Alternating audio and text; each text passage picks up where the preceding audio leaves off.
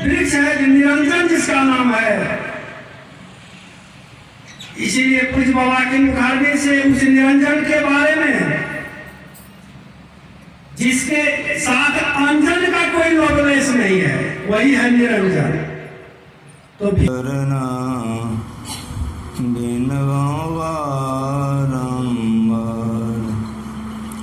ज्ञान उदधियरु ज्ञान घन सतगुरु शंकर रूप नमो नमो बहुबार हैं सकल सुपूजन भो बंदा गुरुपद कंज कृपा सिंधु नर रूप हरि महामोहतम व्यासु वचन रवि कर धन्य धन्य सतगुरु सुखदा महिमा कही न जाय। जो कछु कहूँ तुम्हारी कृपा मौत कछु न बसाए। बोलिए प्रेम से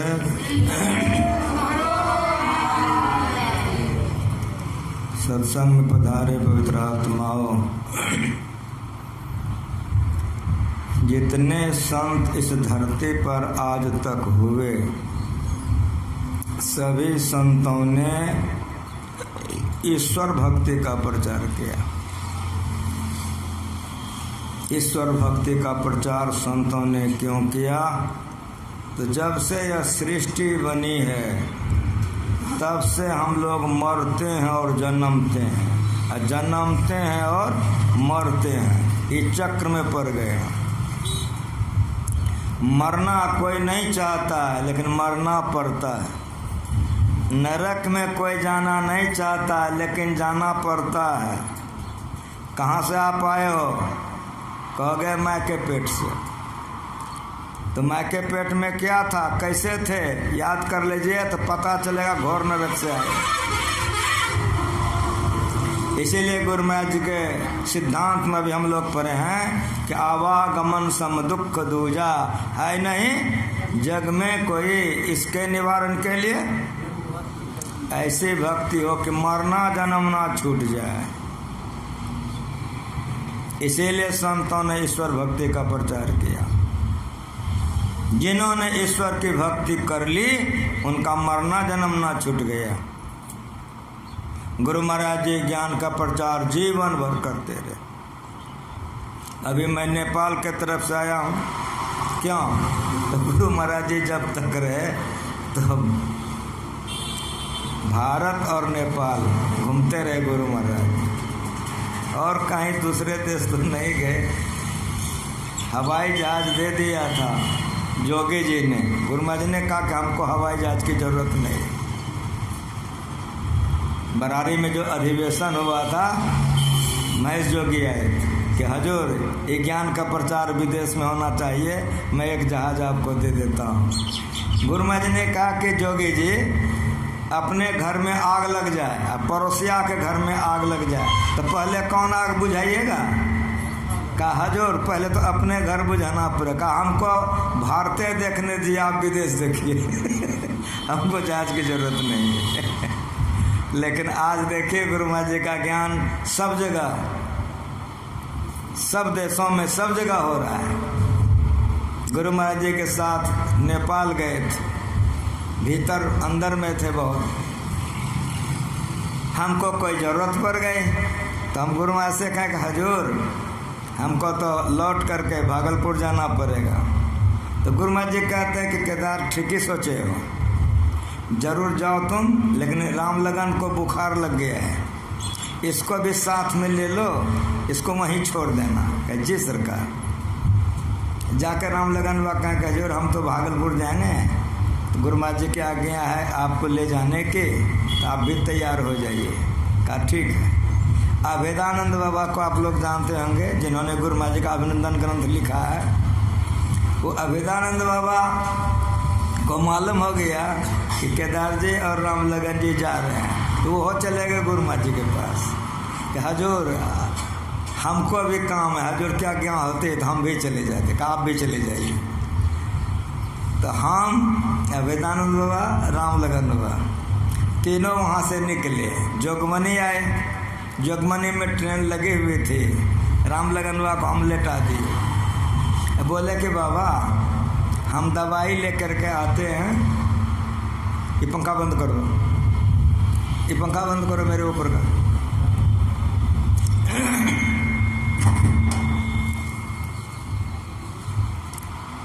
उनको बुखार थे, उनका स्वास्थ्य ठीक था नहीं, उनको जो दवाई खिलानी थी वो गर्म पानी से खिलाना था। इसीलिए हम कहें कि हम दुकान से गर्म पानी लेके आते हैं, आपको लेटा दें, आप रहिए। गए हम एक दुकान से गर्म पानी लेके आए। जब बाबा को दवाई खिलाने लग गए तो रामलगन बा हमको कहते केदार, हम कहे जी, क्या वो जो चश्मा वाला बैठा है, सूट बूट वाला, देखने में तो बड़ा अच्छा लगता है लेकिन आदमी बड़ा गड़बड़ है। हम कहा हजूर क्या हो गया? कहा जब तुम चले गए थे पानी लाने तो हमारा बेडिंग, तुम्हारा बेडिंग, झोला सब टेप टाप रहा था, गड़बड़ आदमी है। तो हम कहे कि हजूर दवाई खा लीजिए, आप लेट जाइए, हम देख लेंगे वो चश्मा वाले को कैसा है। उनको दवाई खिला दिए, चादर ओढ़ा दिए, रामलगन बा लेट गए। और जो बैठा था अभेदानंद बाबा के बगल में बैठा था, अभेदानंद बाबा को उन्होंने पूछा कि आप लोग कहाँ से आ रहे हैं? कहा हम लोग नेपाल से आ रहे हैं। तो आप लोग क्या करते हैं? कहा कि हमारे गुरु महाराज हैं, हम लोग ईश्वर भक्ति का प्रचार करते हैं। तो कहा ईश्वर किसको कहते हैं? अभिनंद बाबा समझाने लग गए। समझाते समझाते वो बीचे बीचे में टोक दे,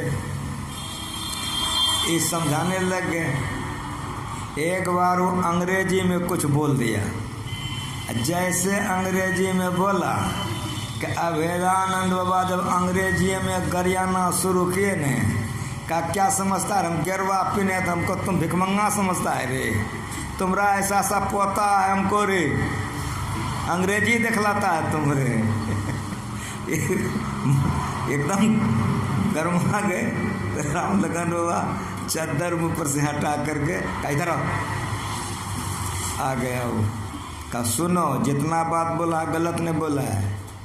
पुराने ज़माने का बीए, उसका बेटा अमेरिका में रहता है, उसका पोता तुम्हारे जैसा है, गलत नहीं बोला, सब सच बोला है। काहे तंग करते हो बूढ़ा आदमी को? तुमको कोई बात करना है हमारे बच्चे के पास बैठो, यहाँ बैठो, हमारे बच्चे के पास बैठो, इससे बात करो। हमारे बगल में बैठा दिए। गाड़ी जा रहे थे, थोड़े देर के बाद हमसे भी पूछ दिया कि ईश्वर किसको कहते हैं। हम कहे भारी चक्कर है।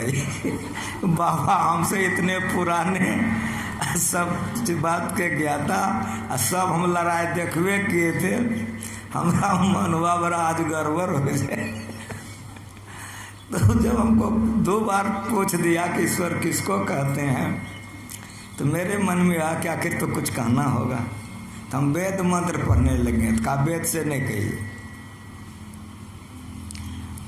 तो हम फिर रामायण से कहने लगे। कहा नहीं, रामायण से मत कहिए। तब हम गीता का श्लोक पढ़ने लगे कि विद्वान आदमी है ये, कोई प्रमाणिक बात कहेंगे तो मानेगा, ये मेरे मन में था, इसीलिए हम ऐसा कर रहे थे। कोई प्रमाणिक बात कहेंगे तो मानेगा। कहा कि नहीं, गीता से नहीं कहिए। तो हम कहें कि तब कहें कैसे, सो बोलो। कहा कि आपके गुरु महाराज क्या कहते हैं? तो उसका मुंह देखने लग गया। कहा कि इतना गौर से हमको क्यों देख रहे हैं? हम कहे मेरी बात सुनिए।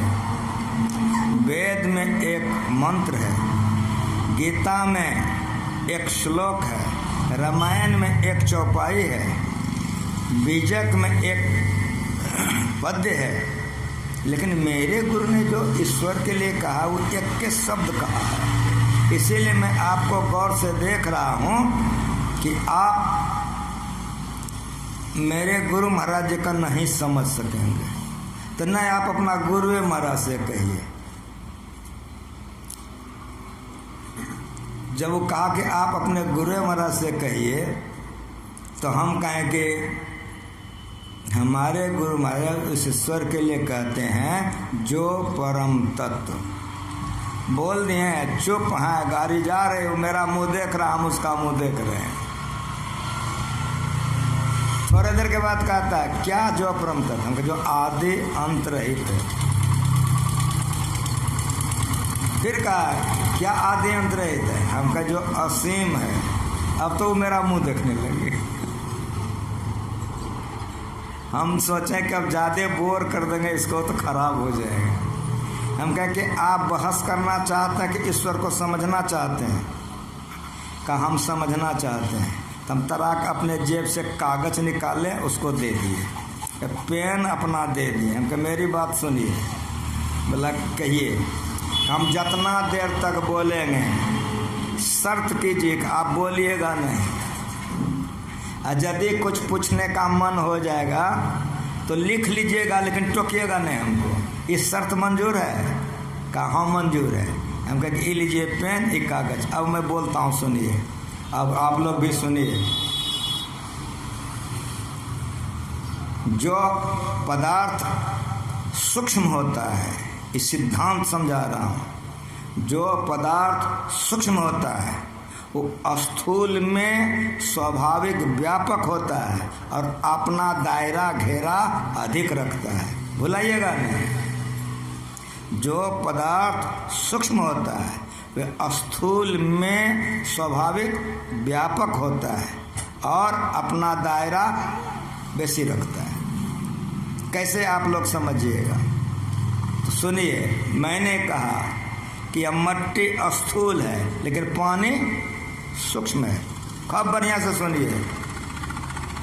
मट्टी स्थूल है और पानी सूक्ष्म है। इसीलिए हमारे जो भूगोल के विद्यार्थी होते हैं, मास्टर पढ़ाते हैं, मट्टी और पानी को कांच के गिलास में घोल करके रख देते हैं।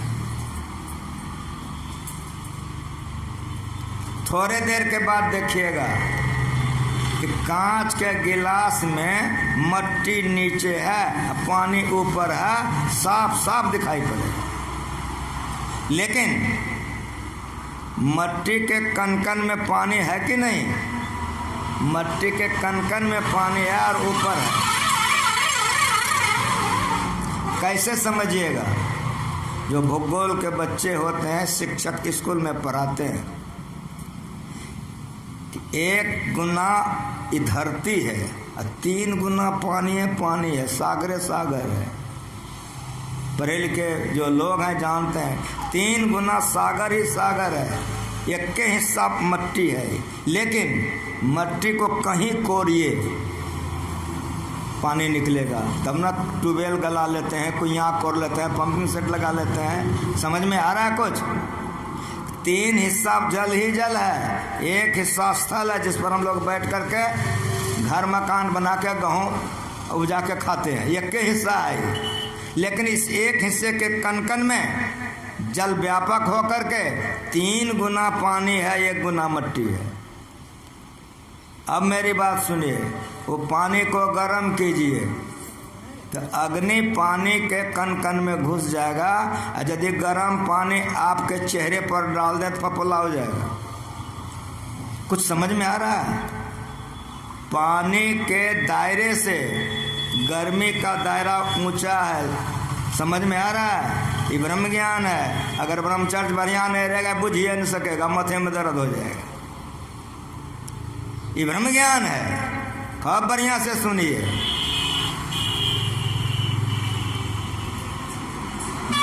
थल से 3 गुना जल है और जल से सूक्ष्म अग्नि है, इसलिए अग्नि का विस्तार, उसका हाथा, उसका दायरा, उसका लंबाई चौड़ाई पानी से बेसी है। और मेरी बात सुनिए, उससे भी ज़्यादा सूक्ष्म हवा है, इसलिए हवा का दायरा बेसी है। जहाँ तक हवा है वहाँ तक हवाई जहाज चलती है, और जहाँ हवा नहीं है वहाँ हवाई जहाज नहीं चलती है। कहने का मतलब आकाश देख रहे हो, विस्तार है, लंबाई चौड़ी समझ में नहीं आ रहा, लेकिन आकाश में हवा का दायरा है। जहाँ तक हवा का दायरा है वहाँ तक हवाई जहाज चलती है। जहाँ हवा का दायरा नहीं है, हमारे वैज्ञानिक रॉकेट लेके जाता है। कहने का मतलब समझ में आया? हवा महीन रहने के कारण उसका दायरा, और हवा से आकाश महीन है, इसलिए आकाश हवा के कनकन में, अग्नि के कनकन में, पानी के कनकन में, धरती के कनकन में आकाश व्यापक है। ये आकाश से आपका मन सूक्ष्म है। आप लोग सत्संग करने के लिए घर से आए हो कि नहीं आए हो? कहाँ आए हैं? तो मन आपका घर गया, घर से मन आया। आप लोग सदगृहस्थ हैं, सबका शादी ब्याह हो गया है, ससुराल नहरा है कि नहीं? जैसे हम बोले तो आप लोग ससुराल गए लौट के आए, ये लोग नहरा गई लौट के आई। कहने का मतलब मेरा समझ में आ रहा है? मन ये आकाश में गया, मन लौट करके आया, लेकिन मन में आकाश को घुसाव नहीं घुस सकेगा। अब बोलो, ये आकाश का और छोर समझ में नहीं आता है। 15 लाख गुना बड़ा सूर्य है जो कि थरिया ऐसा देखता है, चंद्रमा है जो थरिया ऐसा देखता है। इस बात को समझो। काहे के लिए उसको चला रहा है? बंद करो उसको। हाथ सुख सुख करता तुम लोगों का। शांति से बैठो, हटाओ वहां से दोनों। कहते हैं छोड़ देने के लिए।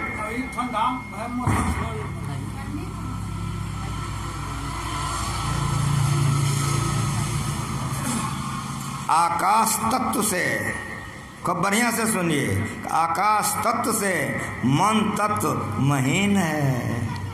आकाशे का और छोर नहीं लगता है। हमारा वैज्ञानिक रॉकेट बनाया, चंद्रमा तक गया है, अब कोई तारों पर जा सकेगा? कितने तारे हैं, सूर्य हैं, चंद्रमा है आकाश में, इसी का और छोर नहीं लग रहा है। इससे भी मन महीन है। अब बोलो कि आकाश से उसका दायरा बेसी होगा कि नहीं? मन पर बुद्धि शासन करती है। अगर मन पर बुद्धि शासन नहीं करे तो रास्ता पर अल्लाह जूता तुरंत लग जाएगा। मन से बुद्धि सूक्ष्म है तो बुद्धि की दायरा कैसा होगा सो बताओ?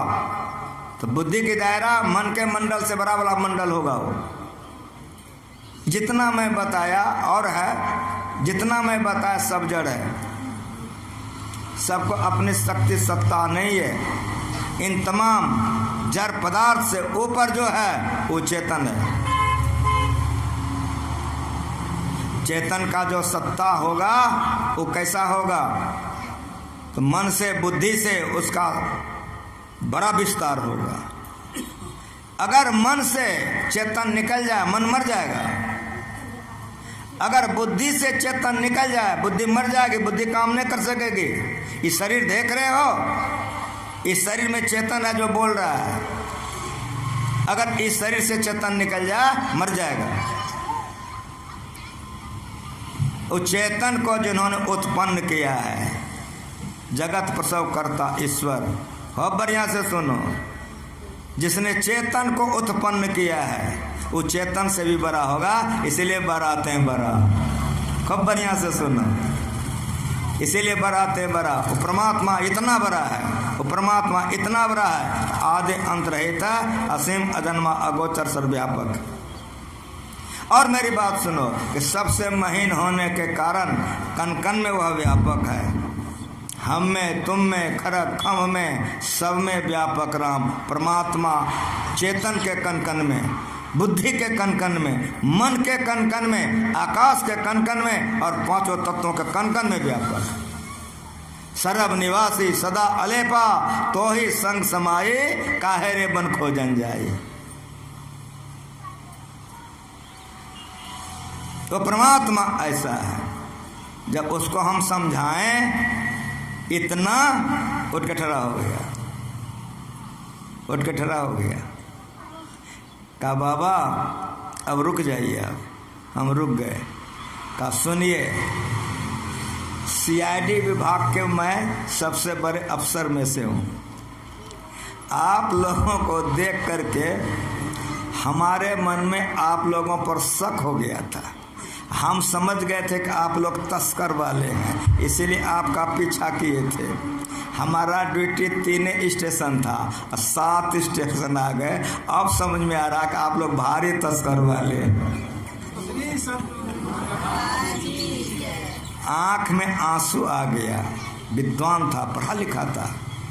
आँख में आंसू आ गया और बोला कि बाबा, बचपन से मैं सुना था कि हम में तुम में खरक खम्भ में परमात्मा है, लेकिन बाबा समझ नहीं पाए थे। लेकिन आप जो अब हमको समझा दिए तो मेरी दृष्टि जिधर जाती है, जनानी पर, मर्दाना पर, रेल पर, तो लगता है कि परमात्मा तो सब जगह व्यापक है। अब उसको पाएंगे कैसे? बड़ी बेचैनी लग रही है। मैं बाबा से पूछता हूँ। इतना हमसे बात करके चले गए, राम लगन बा के चद्दर उगार दिए, चरणों में प्रणाम किए, कहा कि उठ के बाबा, कह बाबा मैं अपना परिचय दे दिया हूँ, मैं अफसर हूँ, आप लोगों का पीछा किया था। बाबा इन्होंने जो मुझको समझाया ईश्वर के संबंध में, वह ईश्वर तत्व इतना महीन है कि बुद्धि के कन-कन में वह व्यापक है, मन के कन-कन में वह व्यापक है। अगर बुद्धि से निकल जाए तो बुद्धि मर जाएगी, मन मर जाएगा, काम नहीं कर सकेगा।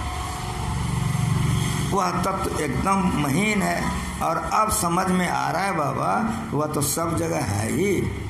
अब हमको बेचैनी इसलिए हो रही है कि बाबा जो परमात्मा सर्वत्र हैं, सब जगह दिखाई पड़ते हैं, वे फिर ऐसे परमात्मा को हम पाएंगे कैसे?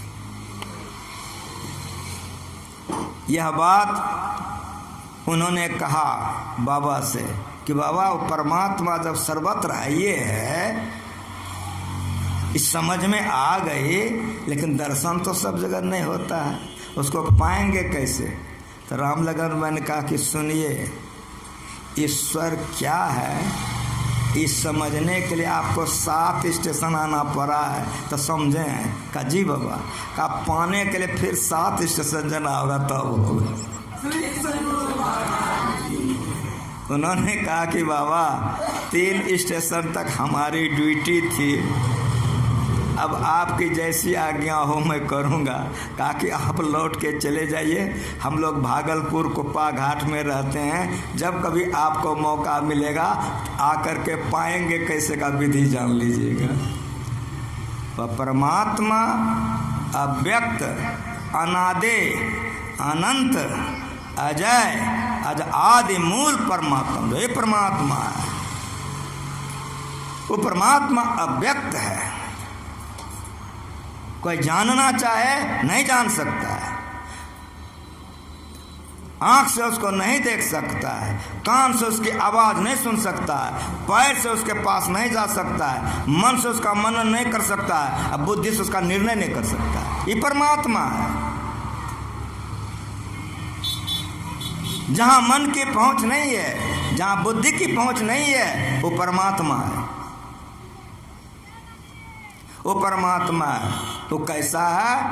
तो अभी आप लोग पर एक आदि अंत रहित है, असीम है, उसकी सीमा कहीं नहीं है, अजन्मा है, आज तक जन्म लेवे नहीं किया है, अगोचर है, आज तक उसको इंद्रियों के द्वारा किसी ने नहीं देखा है, लेकिन सर्वव्यापक।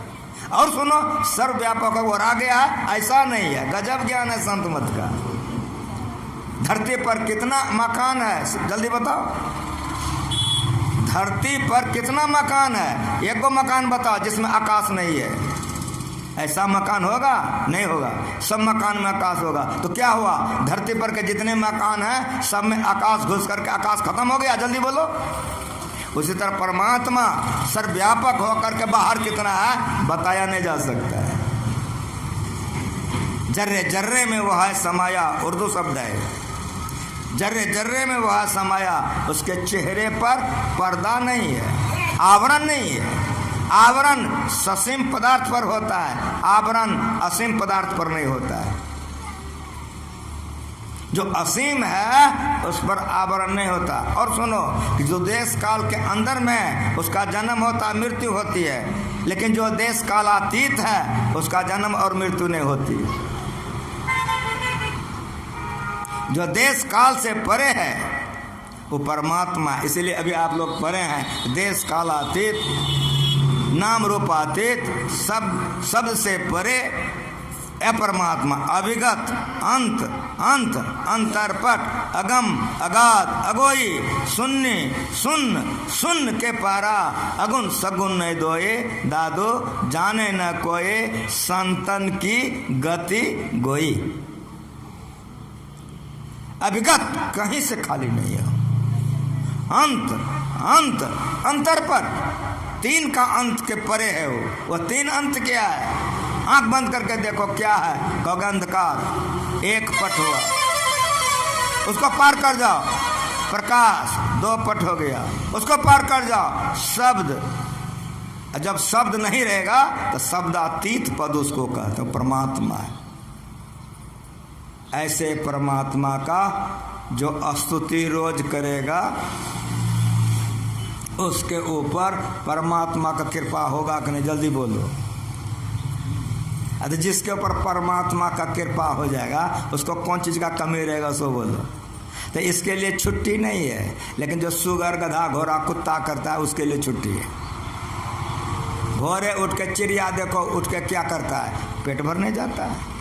माँ से चींटी निकल जाती है, देखो क्या करता है? पेट भरने जाता है। किसी भी जीवी जंतु को देखो कहाँ जाता है? पेट भरने जाता है। और तुम भी पेट भरने जाते हो, तुम रे गधा, घोड़ा, कुत्ता में क्या फर्क है? इसीलिए गुरुमा जी सिखा के गए हैं कि भोरे उठकर उस परमात्मा का स्तुति करो। सब क्षेत्र क्षर अपरा प्रापर और अक्षर ये परमात्मा है। निर्गुण सगुण के पार में परमात्मा है। सत असत हो के पार में परमात्मा है। सब नाम रूप के पार में परमात्मा है। ऐसे परमात्मा को जानो। जाने बिनु न होय परतीते, बिनु परतीत होय न प्रीते, प्रीत बिना न भक्त दिराए, जिमे खगेश जल के चिकनाए। जब तक जानिएगा नहीं, श्रद्धा नहीं होगी। जब तक श्रद्धा नहीं होगी तब तक विश्वास नहीं होगा। जब तक विश्वास नहीं होगा सेवा नहीं करिएगा। सेवा को ही भक्ति कहते हैं। जानते हो काली माँ का तो पूजा करते हो, जानते हो सरस्वती माँ का तो पूजा करते हो, जानते हो लक्ष्मी माँ को धन देगी तो पूजा करते हो। अब परमात्मा क्या देगा जानबे न करते हो। सब माई सब बाप मिलके जितना दे सकता है परमात्मा अकेले दे सकता है। परमात्मा अकेले दे सकता है। इसीलिए परमात्मा से मांगो, लेकिन संसार का पदार्थ मांगोगे तो ठगा जाओगे। इस पर गुरुमा जी एक कथा कहते थे कि एक राजा को 3 रानी थी। जाने लगा राजा विदेश, तो बरके के पास गया कि क्या क्या लाएंगे। वो लिख करके चिट्ठा दे दे कि सब लेते आएगा विदेश से। अब मंझले के पास गया तो वो लिख के दे दे कि सब मेरे लिए लेते आएगा। जब छोटके के पास गया पलंग से उठ कर नीचे उतर गए, अपने पति को ऊपर बैठाई, हाथ जोड़ करके बोले, ये पतिव्रता स्त्री होती है, हाथ जोड़ के बोले कि यहाँ आने का मतलब किस मकसद से आप आए? तो राजा ने कहा कि मैं विदेश जा रहा हूँ, इसलिए तुमसे मिलने के लिए आया हूँ। कि क्या लाऊंगा तुम्हारे लिए? का प्रजा आपकी पुत्र है, संतान का सेवा माता पिता को करना चाहिए कि संतान को तकलीफ नहीं हो। आप देश के काम से, प्रजा के काम से विदेश जा रहे हैं। मैं परमात्मा से प्रार्थना करती हूँ कि आपका यात्रा मंगलमय हो। शुभ शुभ आप विदेश जाइए, प्रजा के तमाम कामों को शुभ शुभ कीजिए और शुभ शुभ मेरे पास लौटाइए। राजा चला गया, विदेश का सारा काम किया, सारा सामान लेकर स्वदेश लौट गया। सिपाही को बुलाया, बरकी का चिट्ठा दे दिया कि मिला के बरकी को दे दो। अब मंझली का चिट्ठा दे दिया कि मंझली को दे दो। राजा खुद छोटकी के पास चला गया, बोलो सबसे ज़्यादा किसको मिला? बेटा मांगोगे बेटा दे देगा, बेटी मांगोगे बेटी दे देगा, धन मांगोगे धन दे देगा, जो जो मांगोगे दे देगा, परमात्मा नहीं मिलेगा। इसलिए तमाम पदार्थों को लात मार दो और मांगने का मन हो तो परमात्मा से परमात्मा को मांग लो। परमात्मा बन करके सदा का मुक्ति हो जाएगी। कभी मरना जन्मना नहीं पड़ेगा। सदगुरु करुण कर तर ठहर धर मैं ही जावे पार में। गुरु महाराज जी का ज्ञान ये है, संतों के करुणा रूपी करके तर में ठहर जाओ। ये ज्ञान को बार बार सुनो, समझो, करो तो परमात्मा की प्राप्ति आज नहीं कल, कल नहीं परसों, इस जन्म में अवश्य होगा। भक्ति बीज बिन से नहीं, जो जुग जाए अनंत, ऊंच नीच घर जन्म ले तो संत का संत। भक्ति बीज पलटे नहीं, आन पर जो चोर, कंचन जो बिष्टा पर घटेनता का मोल। इसके लिए सिद्धांत को याद रखो कि झूठ नहीं बोलो, चोरी नहीं करो, नशा का सेवन नहीं करो, व्यभिचार नहीं करो, हिंसा मत करो। कोई काम किए हैं कह दिए नहीं किया है, झूठ है। किसी की वस्तु आँख छिपा के ले लिए, चोरी है। नशा खाने का भी है, पीने का है, न तो खाओ न तो पियो। हिंसा जब तक नहीं करोगे तो मांस मछली कैसे खाओगे। हिंसा मत करो, व्यभिचार मत करो। अपने पत्नी के अलावा और अपने पति के अलावा दूसरे से शारीरिक संपर्क करना व्यभिचार कहलाता है। अपने पत्नी तक मन को रखो, अपने पति तक मन को रखो तो पवित्र रहोगे, तो परमात्मा की तरफ आगे बढ़ सकोगे। अगर पवित्रता में गड़बड़ी हो जाएगी तो भक्ति में नीचे गिर जाओगे।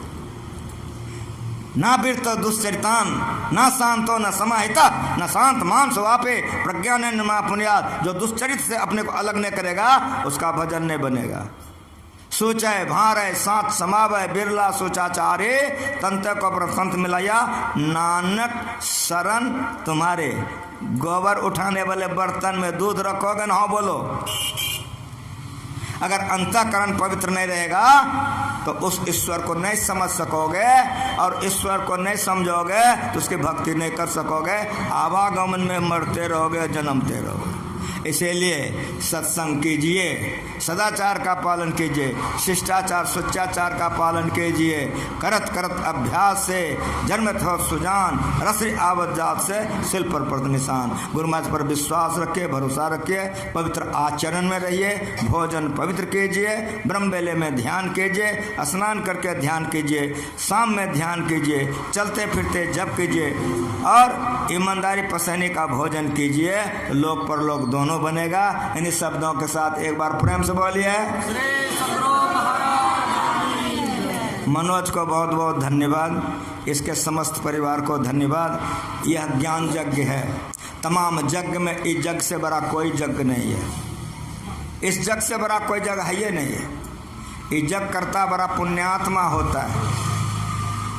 अभी देखिए, मैं जहाँ से आ रहा हूँ, जहाँ मैं सत्संग किया था नेपाल में, इस तरह से जैसे मनोज किया उस तरह से वहाँ सत्संग कराया था। 20 आदमी भजन भेद लिया, तो 20 आदमी का जीवन बन गया। कहीं 16 लिया, कहीं 10 लिया। जो लोग भजन भेद ले लिए हो, कम से कम मांस मछली दारू शराब तो नहीं लेते हो। अगर व्यभिचार पाप करते हो तो गड़बड़ करते हो, ऐसा मत करो। गुरु महाराज जी सिखा के गए हैं कि सत्संग नित और ध्यान नित रहिए, करत संलग्न हो, व्यभिचार मत करो। आगे में गुरु महाराज व्यभिचारे रखे हैं कि अपने पत्नी से दूसरे पत्नी की तरफ मत जाओ। साफ साफ सुनो, अपने पति के अलावा दूसरे पति की तरफ मत जाओ। अगर जाओगे तो व्यभिचार हो जाएगा, भक्ति से नीचे गिर जाओगे। सत्संग नित और ध्यान नित रहिए, करत संलग्न हो। व्यभिचार, चोरी, नशा, हिंसा, झूठ तजना चाहिए। पवित्रता से रहकर भजन कीजिए। जो सत्संग में साधु सेवा में खर्चा करता है, गुरु महाराज आशीर्वाद देके गए हैं कि इसी जन्म में 10 गुना बढ़ेगा और आध्यात्मिक उन्नति होगी। जो सत्संग में सेवा करेगा 10 गुना धन बढ़ेगा, आध्यात्मिक उन्नति होगी। अगर गुरु महाराज पर विश्वास है तो शरीर की सार्थकता इसी में है। ये काम करो तो शरीर सार्थक होगा, और मन की पवित्रता इसी में है। इसलिए मन लगा करके, तन लगा करके, धन लगा करके सत्संग करो तो कल्याण होगा।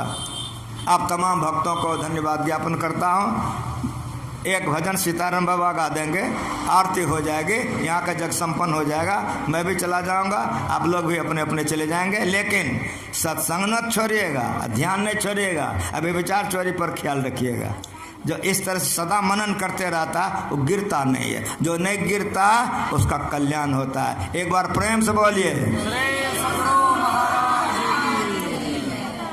ले जाइए माइक, गाइए, ले जाइए।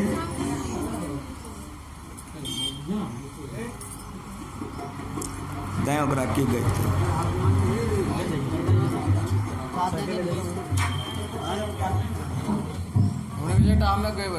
छोड़ छोड़ छोड़ छोड़।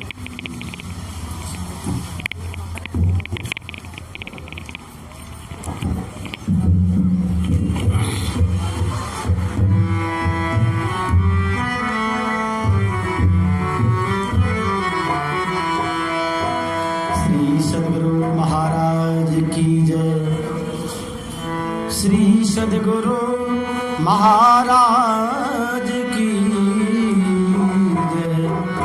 श्री सद्गुरु महाराज की जय। गुरु महाराज की वाणी है, अंतर के अंतिम तह में गुरु है, मन पता पाता नहीं। अंतर के अंतिम तह में गुरु है, मन पता पाता नहीं।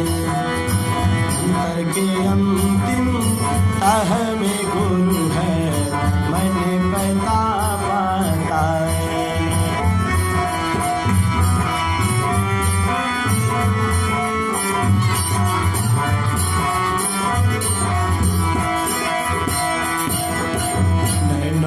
दिल में ज्योति उनकी, नैनों के दिल में ज्योति उनकी, नजर में आता नहीं। अंतर के अंतिम तह में गुरु है, मन पता पाता नहीं।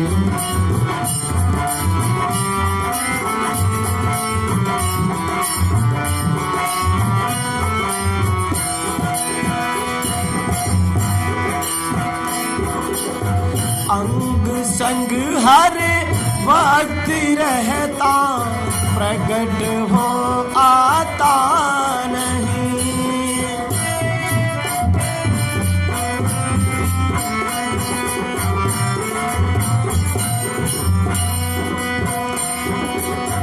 अंग संग हर वक्त रहता, प्रकट हो आता नहीं।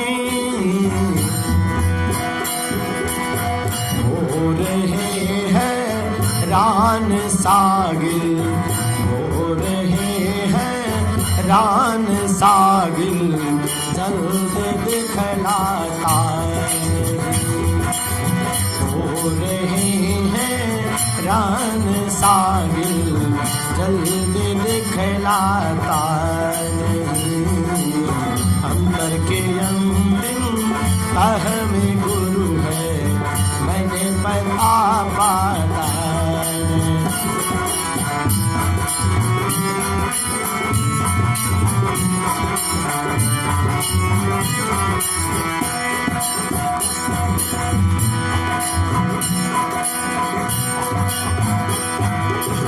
खोजते फिरते बहुत से इसी जगत में जा बजा।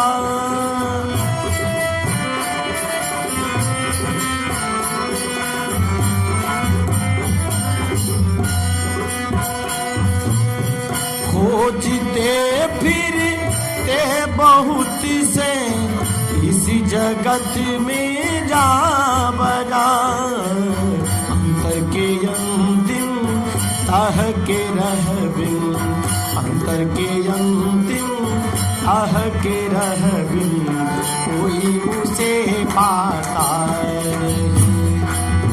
अंतर के अंतिम तह के रह बिन, कोई उसे पाता नहीं। अंतर के अंतिम तह में गुरु है, मन पता पाता नहीं। अंतर के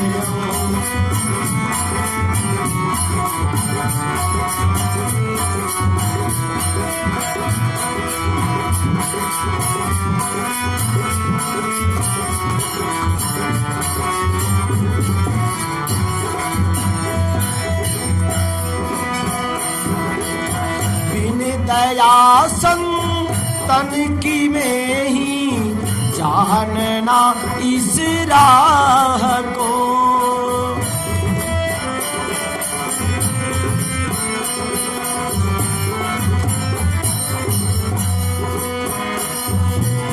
बिन दया संतन की में ही जानना इस राह को।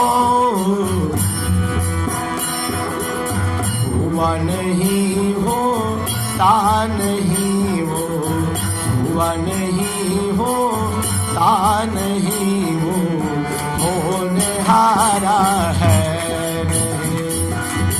हुआ नहीं होता नहीं वो, होने हारा है। अंतर के अंतिम ताह में गुरु है, मैंने पता पाता नहीं।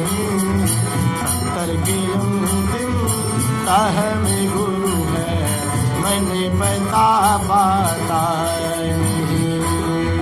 नैनों के दिल में ज्योति उनकी नजर में आता नहीं।